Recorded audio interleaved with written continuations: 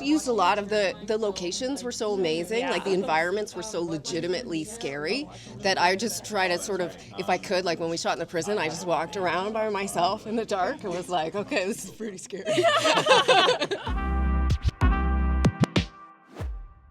Congratulations on the movie, first and foremost.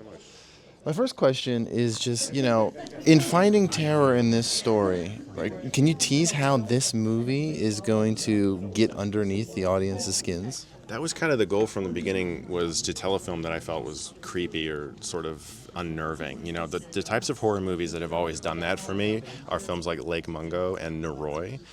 Both of them are mock docs. Both of them are very, very strange and creepy like that. And I think that there is something about eerie, creepy vibes that have always actually made me feel fear in horror. I'm not always scared by some things that are more common in horror, but specifically movies that feel like they're getting under your skin. And for me, I just wanted it to feel like something that was personal, that was personal to our hero, Mia, in the movie, this search for her sister. As a young kid, I didn't see my sister for many, many years because of the way I was raised. And I was ostracized from her and didn't know exactly where she even lived. And so that sort of personal element of taking that part of my life and trying to put it into a story that also had a genre element, hopefully it pays off in that way of making it feel emotional and personal. Because usually those are the types of stories that scare me, the ones that feel like they're actually there's something personal about it. Yeah. Well, as someone that comes from reviewing, movies and whatnot, how deep into the reviews and reactions to your own movie are you getting? How do you handle that? How do you take that in as a reviewer yourself? Look, it's fair game. Like, if I made couches and sold couches online, people would be like, oh, this couch is great, this couch, I didn't like this couch. It's just part of the thing. You make something, you put it out there, people are going to have an opinion on it. So far, so good as far as currently. It seems like, the majority are enjoying the film, which is great. But also, I made this film because I want to inspire other hopeful filmmakers like me, who can see someone who's like a YouTuber from Ohio with very little to his name, who's able to get this done with the help of so many amazing backers. Mm-hmm. And the goal is to spread the love and the inspiration right back to people who've inspired me for so long. Yeah.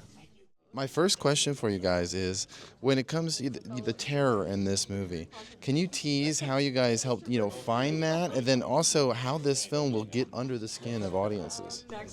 I used a lot of the locations were so amazing, like the environments were so legitimately scary that I just try to sort of, if I could, like when we shot in the prison, I just walked around by myself in the dark and was like, okay, this is pretty scary.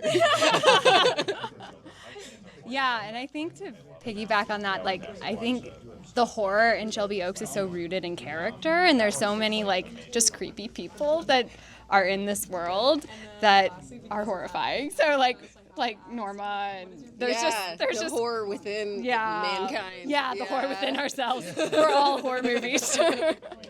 Last question for you guys. For you both throughout the whole process, what was the most surprising challenge that you guys faced that maybe you didn't expect? I don't know if it was oh, you know what? We were shooting this is silly, but we were shooting with a tree, and I saw an opossum, like a baby one, come out. And I'm like, okay, that's cool. It's just one. And then I saw another one. I'm like, there's a whole family in here, and we still had to finish the scene. So I feel like I did good. I haven't heard that. I think just the longevity. I've been with the film since 2020, so across 5 years, and it's just. I mean, it's really a gift to be able to go back to a character. We've gone back, and I've gone back for reshoots and the early stuff. I think I've shot this movie over the course of 4 different shoots. So I think that has been its own challenge, but it's also been really a gift in order to continue just to live in a world and a character who I really love, Riley. So.